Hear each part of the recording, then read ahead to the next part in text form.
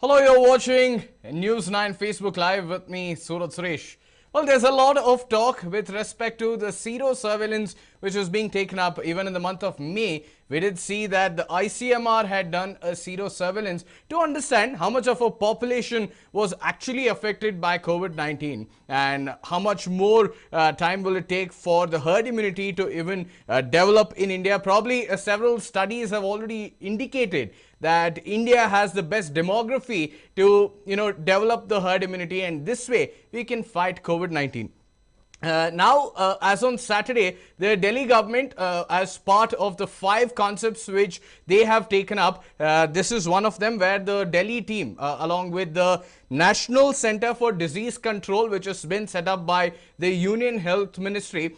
So both of these teams will be going to 11 districts and they will be taking close to 20,000 samples and they will be testing them for the antibody. So how does Sero surveillance work is usually they will be checking for the presence of an antibody which has been developed for an antigen of a particular virus, and this clearly shows that they have been infected but they have started developing immunity to this particular virus. So that is what is being done, even though there is no standard operating procedure, a formal standard operating procedure for the same. The Delhi government has already taken up this particular measure and they will be detecting these people as well who have already started developing these antibodies. Well, it is not just in Delhi, but even for that matter, even in Maharashtra, they have taken up this survey. The BMC will be taking up 3 of the wards. They will be checking for Sero surveillance as well. Even in Bengaluru, they have already started doing random sampling and checking for antibodies as well. Now, even in, for that matter, Odisha, where the Rath Yatra is happening, they have said that they will be checking for the antibody or the Sero surveillance will be done in those districts as well. Now, what we need to understand is that, yes, at this point, probably to understand whether or not the entire population has been affected.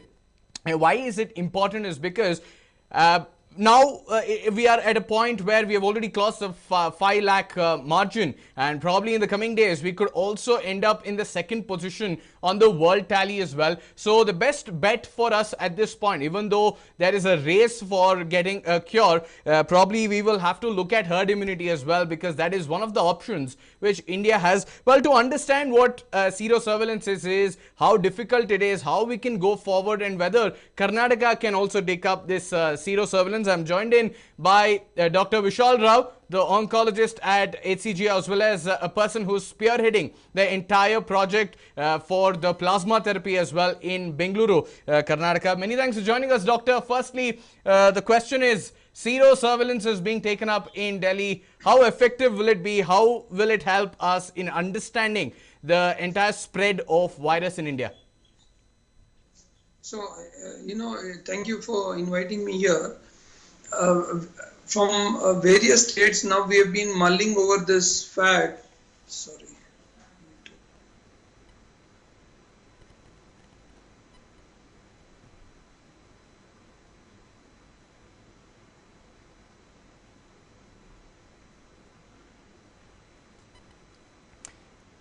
Well, absolutely. The doctor here has been taking up several projects, quite busy. He is actually at the Chief Minister's office now, several developments happening, speaking and trying to understand, part of the task force as well. So trying to jot out few points here, probably some technical difficulty there. We'll get back to him. But like we were speaking about, this is not the first time that the Delhi government has taken up this measure. Probably this has happened before as well. That is, the first surveillance was taken in the month of March. 450 houses they had gone, door-to-door surveillance was done, and they had taken samples as well. So even at this point, they are going ahead and doing the same.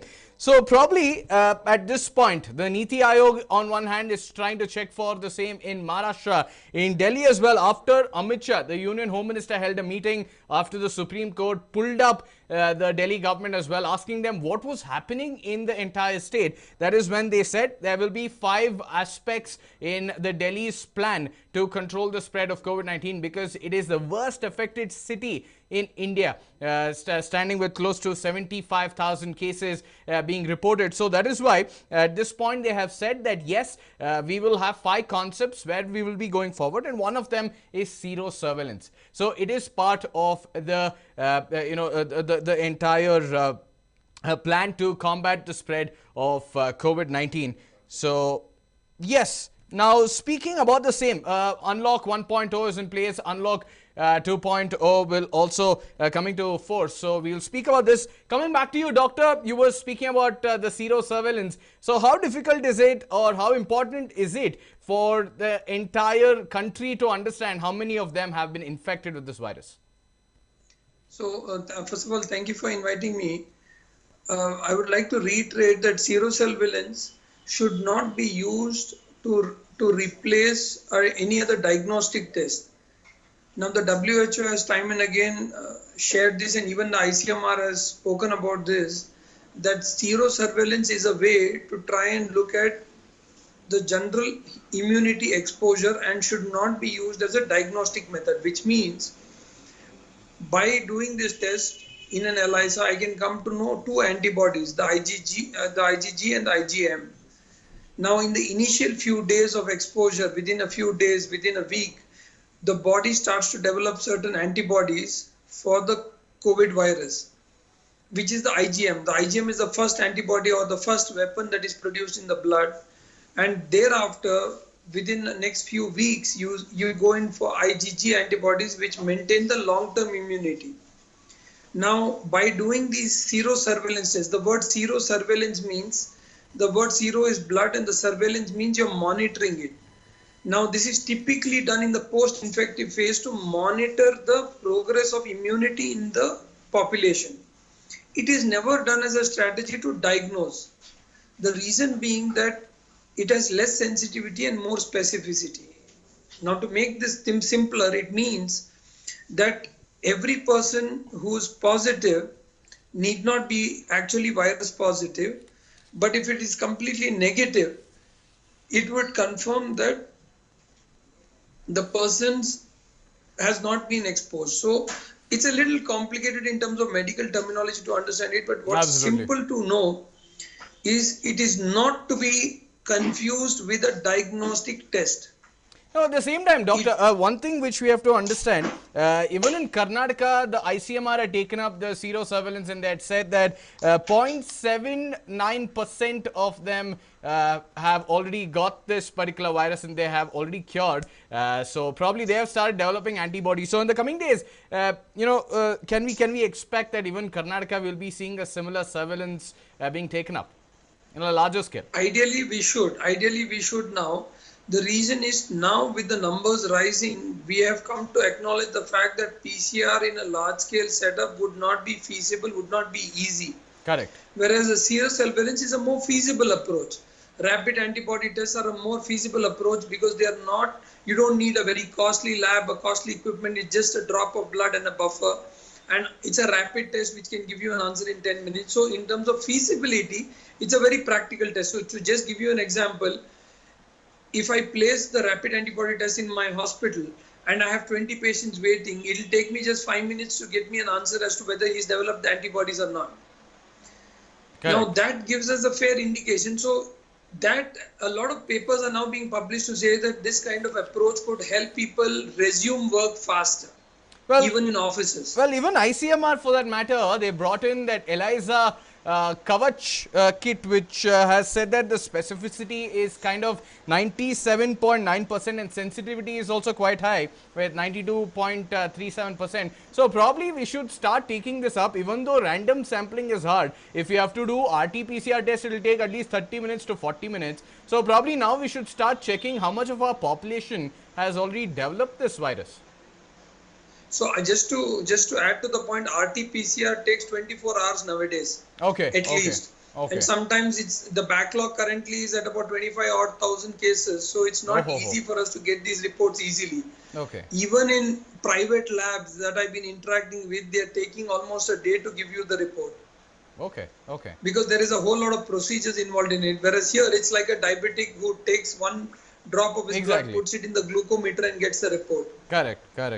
So I've also studied like little research which we have done. It is quite hard though. If you have to check for a large population, getting people like ASHA workers, you will have to have. The manpower is the main criteria here than the testing kits actually, because if you do not have manpower, you cannot go door to door and check for this particular antibody. So that will become a main issue here. How can we tackle that? Manpower kept in mind. Yeah, so again, this is going to be a part of a population-wise strategy that if you want to do these tests, so you could actually put this in PHCs. Okay. And rather than having it as a door-to-door surveillance, because door-to-door surveillance is feasible, like in the ICMR study where they looked at about 28,000 people, it was a structured study, it is going to be cost intense. Correct. Whereas when you look at it in a population-wise, it's better to put it in PHCs, in the CHCs or in district hospitals, so that it's made more accessible and people can screen themselves. Correct. Now, if you have to understand, Karnataka, if at all it takes up, what do you expect? Does India, Karnataka, does actually have that capability? Because we have seen several papers which have shown that the demography for India is quite good for herd immunity. So probably, if we check for this, probably we could have herd immunity. What do you believe? So, see, my own paper, I've written a paper just recently, which is currently under review in the International Journal, where we've actually discussed it with the veterinarian group and with a couple of other groups from our team, including some of the senior scientists who are former DRDO, where we found that in the Indian population, the stray dogs and the cattle have been harboring the coronavirus for the last 8-10 years. Okay. So they've been harboring the canine coronavirus and the bovine coronavirus. Now, the interesting part about these canine and bovine coronavirus is the canine coronavirus, the stray dogs coronavirus, the spike protein is very similar to that of human. Oh, okay. Okay. And the ACE receptor in dogs is also very similar to that of humans. Humans. Okay. So there has been some kind of interspecies transmission that has already given us some immunity in India. And India is a house for about 3.5 crore stray dogs and about 15 crore cattle. Correct. So you're hopeful that probably we immunity. can.